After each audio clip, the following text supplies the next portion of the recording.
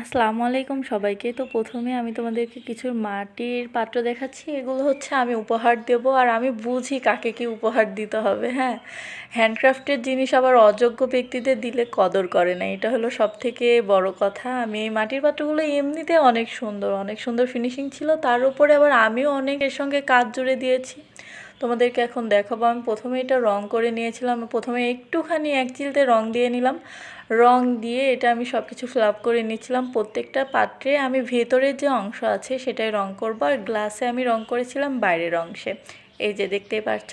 তো আমি এটাই সুন্দর করে ড্র করে নিব। আমি সবগুলো ড্র করা হয়ে গিয়েছিল, তখন শায়নের বাবা একটু ছাদে আসলো, বললাম ছোট্ট করে ভিডিও করে দাও। এতই ছোট করেছিল।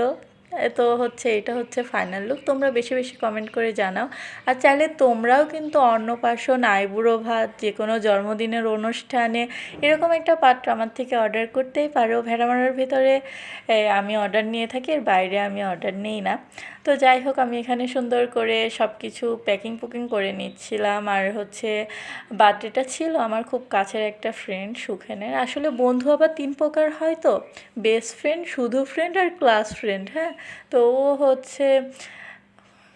মানে অনেক ভালো ফ্রেন্ড আর কি। যাই হোক, এক্সপ্লেন করার মতো না, সব কিছু এক্সপ্লেন করতেও হয় না, সবার সামনে এক্সপ্লেন করে বোঝাতে হবে না যে ওটা আমার প্রিয়, ওইটা আমার অপ্রিয়। আর এদিকে আমরা ওর কেক কাটবো। নিজুম ওখানে লিখেছে তোমার অবিবাহিত জীবনের ইতি ঘটুক। ও তো খুবই খুশি হয়ে গেছে। আর আমি পুডিং নিয়ে আসছিলাম, আর এই পুডিংটা ভেঙে চুরে দই পুডিং হয়ে গেছিলো, যে গাড়ির ভেতরে নাচানাচি করতে করতে আসছিল। আর আমরা এদিকে ওর happy birthday to you, happy birthday to you Sukhen, happy birthday to you. Sukhen বললে ভুল হবে, নিজুম ওর কেকের উপর লিখেছে সুখের। বাই দ্য ওয়ে, কেক কাটাকুটি আমরা শেষ করব।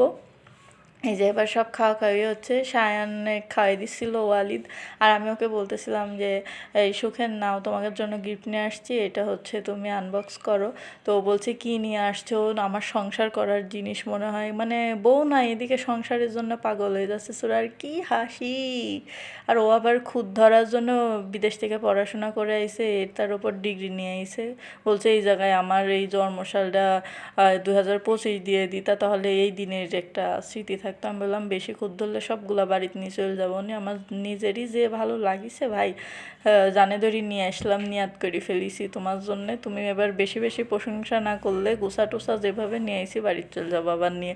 ও হাসতেছিল আর বলতেছিল যে আমার অনেক পছন্দ হচ্ছিল। আমি ওকে দেখাচ্ছিলাম যে প্রত্যেকটা এভাবে দেখাও ভাই, মার্কেটিং করো একটু তুমি। তো হাসতেছিল। তো আমরা এভাবে ওরভাবে আরও সুন্দর হতে পারতো, আমরাই ভেস্তে দিছি। ওকে সারপ্রাইজ দিতে গিয়ে আমরা সারপ্রাইজ হয়ে গেছি। কালো অনেক ব্যস্ত ছিল, আমরা বসেছিলাম ওর পিছনে অনেকক্ষণ। যাই হোক, আমার কাজটা তোমাদের কেমন লেগেছে অনেক বেশি কমেন্টে জানাবে, আর চাইলে তোমরাও অর্ডার করে নিতে পারো। আজকের ভিডিও এ পর্যন্ত। আল্লাহ হাফেজ সবাইকে।